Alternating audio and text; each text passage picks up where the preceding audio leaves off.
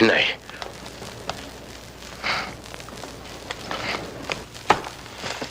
Mabuti nakarating kayo kagad. Sinundo ako nila eh.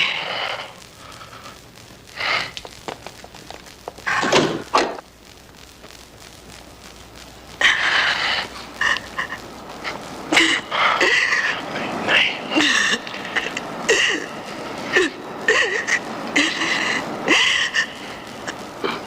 Tama na, Inay. Tama na.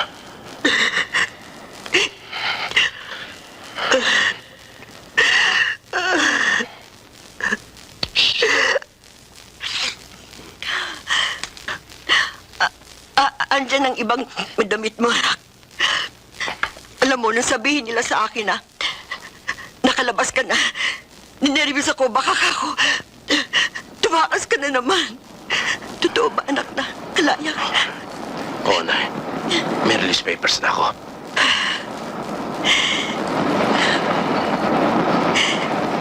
Eh, bakit hindi ka sa atin umuwi? Wala kaming kasama ng mga kapatid mo rin eh. At saka nasasabik na rin sila sa'yo. Meron lang akong trabahong kailangan tapusin. Ito ho. Pangbilin nyo ng makina. Di ba nung araw nyo pang gusto magkaroon ng negosyong pananahe? Ang matira ho dyan, panggastos nyo kay B-Boy. Sabihin sa kanya, mag-aaral siya muli. Saan galing ang perang to, anak? Ano ba talaga nangyayari? Nay, mga naipon ka yan sa mga trabahong ginawa ko sa loob.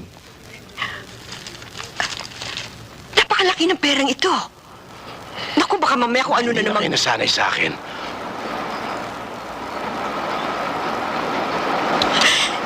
Basta't ka nang gagawin mo, eh talagang hindi ako masasanay. Gaya ng mga taong sumundo sa akin. Mukhang hindi sila gagawa ng mabuti. Mag-iingat ka, anak. Nay, uwi na nga kayo. Kung ano-ano ang iniisip ninyo eh.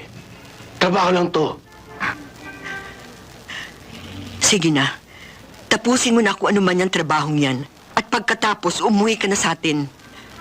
At nang magkasama-sama na tayo. Opo, Inay. Mahal ko kayo, Inay.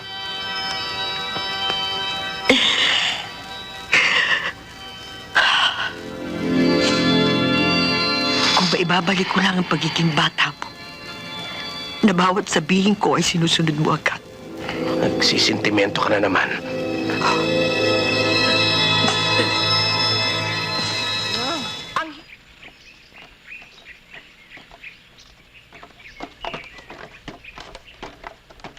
Alam mo pare, tama ako eh.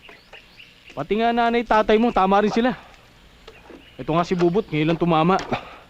Kaya kung ako sa'yo, ayusin mo na yan, habang maaga pa. Pare, hindi ko nga alam kung paano nangyari yun eh. Ikaw kasi pare, hindi ka nag-iisip. Parang masamang panaginip. Hindi ako sanay sa ganun. Pag nagkita kami,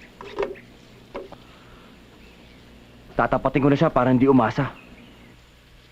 Pare, ang sabihin mo, nasapian ka lang ng ibang spirito noon. Kaya hindi ikaw ang kausap niya.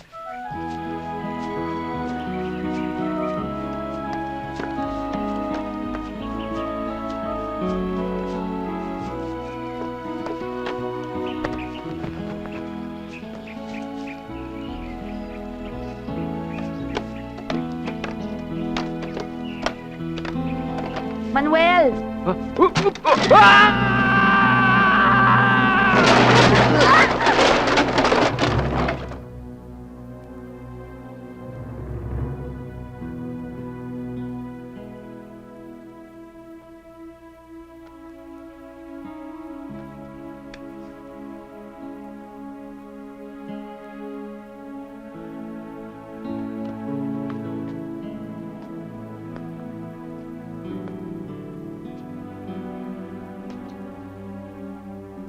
Kita mo na. Diyos na gumawa ng paraan para makaiwas ka sa kompromiso.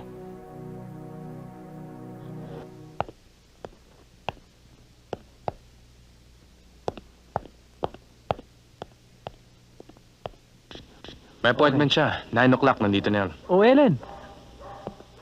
Ginagabi ka yata ah. O, paano, Louie? Mauna na muna Sige, ako. pare. Ellen, Salamat, Rolly. Naistorbo ba kita? Hindi. Tapos na trabaho ko. May problema ba?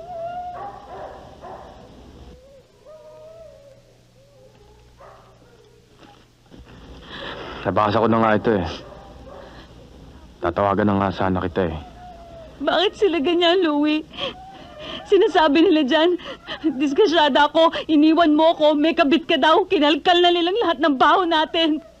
Ellen, ganyan talaga ang mga dyaryo. Dapat tibayan natin ang loob natin dahil baka marami pa lumabas. Sinisiraan nila tayo para magmukhang mabangon tatong yon, ganun ba?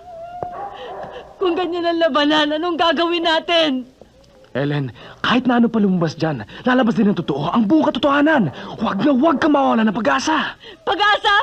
Kung aasa tayo ng aasa, anong mangyayari? Louie, tulungan mo ako. Ayoko matalo.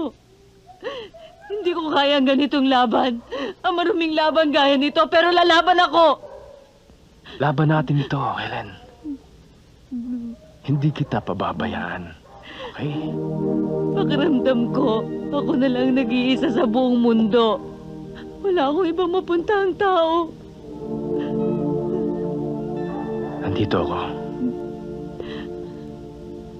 Ellen. Mahal kita.